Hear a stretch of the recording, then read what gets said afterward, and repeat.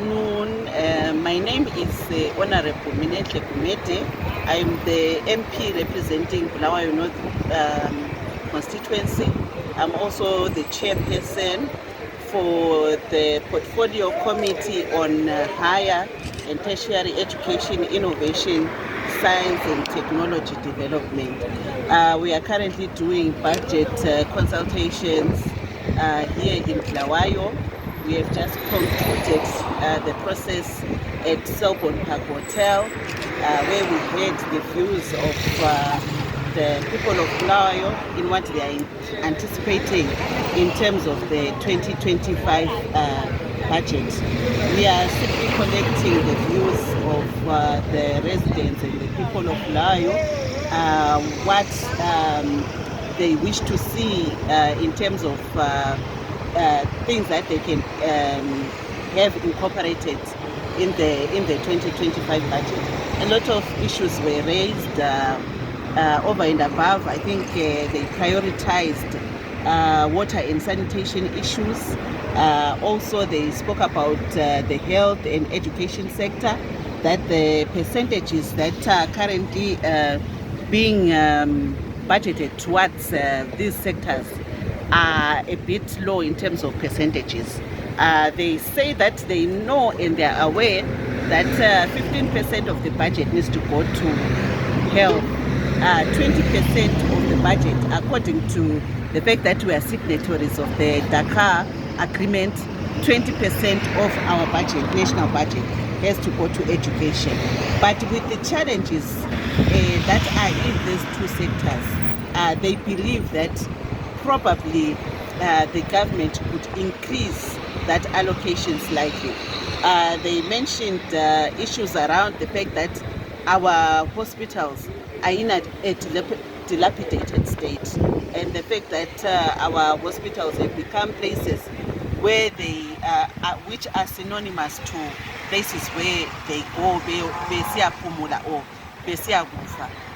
Our education sector is highly unaffordable. They raised the issues of BIM, the fact that BIM allocations do not come on time, and so the children that are vulnerable within our communities do not get the help that they need from the government timeously. When we talk about higher education, they mentioned that the fees which are currently being charged by the higher education institutions, AMA universities, AMA polytechnics, AMA teachers colleges, AMA fees they are too exorbitant and they can't afford them. Some of them have got parents who are civil servants who earn as little as $200, and you find that some of the universities are charging up to $800 for tuition. And so it has become a sticky issue in the sense that it seems like education now is not for everyone, but it seems like education has turned into something that only the rich can afford. As a chairperson for the Portfolio Committee, I am really concerned. As the chairperson for higher and tertiary education, I was very concerned by the views that were given and the appeals that come from the community that they cannot afford to pay these exorbitant fees. And it's probably going to get to a point where we need to sit down with the ministry and find ways to assist those that qualify to be in our institutions, in our polytechnics, but the impediment which they face are the fees, the exorbitant fees. According to the Thank you. In the first place, we need to appreciate that, as I stated, that we are following what the Constitution says, that the minister must consult the parliament, the parliament must go out and consult the people before they present a budget. And this is exactly what we are doing, that we want to hear what people want as far as the issue of the budget is concerned. The issue of the expenditure, the issue of collection, revenue collection, and how the funds will be used. And remember, these funds are basically not for personal, but for the public. So we're going around, and if you look at this time around, we are going to the remote areas. For example, on Monday we started in Binga, Tinte, came to Chocholo. Yesterday went to Chichi in Plumtree.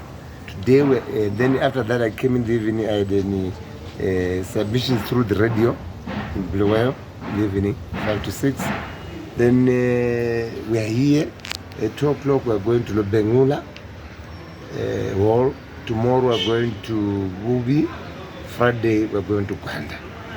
So basically we want their views, how they feel the funds should be spent. But what I've discovered mostly in Matabeleland, the major issue is the issue of water.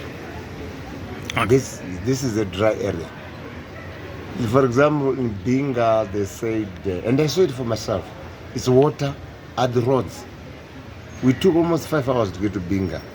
The road from Bulawayo to Lupani is in a terrible state.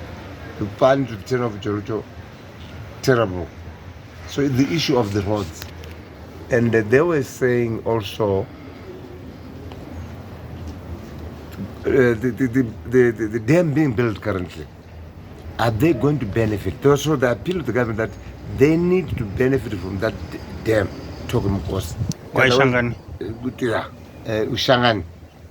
The Ushangani dam. They said, please, we need to benefit in terms that we need the water to be pushed to remote areas of Binga so that we also get the water and do some irrigation. And they say even for resort purposes, they feel they should be allocated also stands around the dam. But they've also mentioned the issue that they hope the people are going to be removed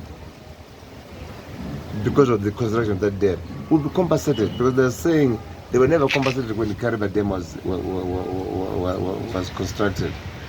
And here in Bulawayo, I think the most issue in Bulawayo is water and the roads. Water and roads, and of course issue of electricity is everywhere. But water in Bulawayo is very critical. And the same thing in Mat South yesterday at Plumtree is the issue of water. And their livestock are dying. So they appeal to the government to assist them. They appreciate what the government is doing in terms that they're being given some handouts, but what about their animals? That's the challenge. Okay. Honorable. You retire, we are destitute. This is what I've seen. I'm retiring in 3 months' time. So there's Kurmalama pension organizations. Pension organizations, they take from what the minister would say. So the minister address the issue. I will not repeat what she has said, but I address the issue of payment from the pension funds, because they claim that they are directed by the ministry. And Babatala in Zik, I filled in the forms and I queried, look at what do you want to pay me in Zik?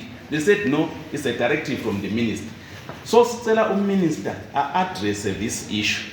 Moreover, for 41 years, same period like she has worked, I worked for 41 years in central government, in local government. And I've been contributing in various forms of currency. Some majority of the time, I'm contributor US dollar. And the minister addressed that issue.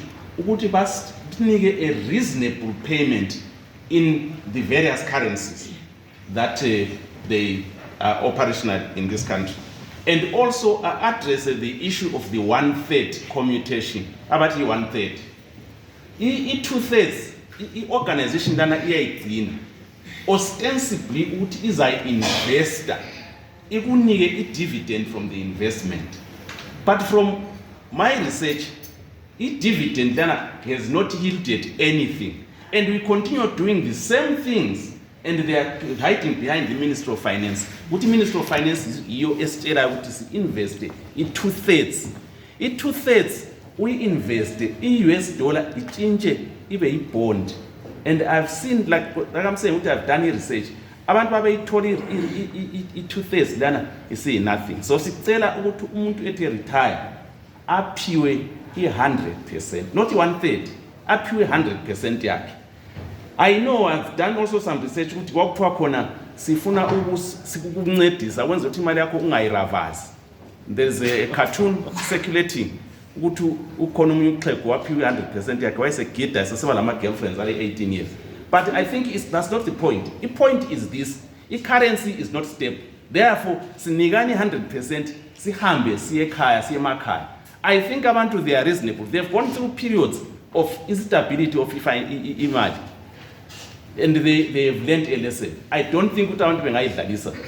Last but not least, I think i-address ye-currency uminister kasitsheli kahle thina esizihambela esithina asikuzwisisi kahle ukuthi i-currency kuhamba njani. Why are we not using the US dollar? Sicela uminister nxa esesenza i-budget yakhe asichasisele. Why have we not joined the Rand Union? Those are options which we think thina esizihambela esithini singenzanga economics, which we think are viable. Those are viable options. Right, we've tried the ZIG, we've tried the bond note, we've tried the bearer's check. Are we not learning a lesson now as a ministry? I think we should have learned a lesson. Maybe to stabilize things. And the organizations funding. If funding stems from a system of finance, a system of currency system inside. Thank you very much. Mina ngizakhuluma nge-Public Assistance Fund social welfare. I-fund leyi ngencedisa abantu ukuthi bathole ukuphila. Thina abantu abakhubazekileyo le i-fund vele ngingathi ayisincede ngendlela okumele isincede ngayo. I-fund leyi itholwa ngabalutshwana. Abalutshwana labo bethola ama-$20 and ayikho consistent, bayithola hlezi once a year imali leyo. Thina esikucelayo ukuthi sonke abakhubazekileyo elizweni lethu leZimbabwe kube le database kwazakale ukwenzela ukuthi i-fund leyi incede umuntu wonke. Njalo sicela i-fund leyi ibe pegged kusetshenziswa i-poverty datum line. Kusitsho ukuthi ngaleyo ndlela sibona ngani phose imali leyo inganceda ngoba i-$20 uyabuya yenzani ngayo, worse uyithola once a year. Thina abakhubazekileyo impilo zethu zinzima, izidingo zethu zinengi. Njengomzekeliso ngathi like esihamba okusincedisayo ekuhambeni, things like ama crashes, ama calipers, ama wheelchairs, ama hearing aids, ama lotions la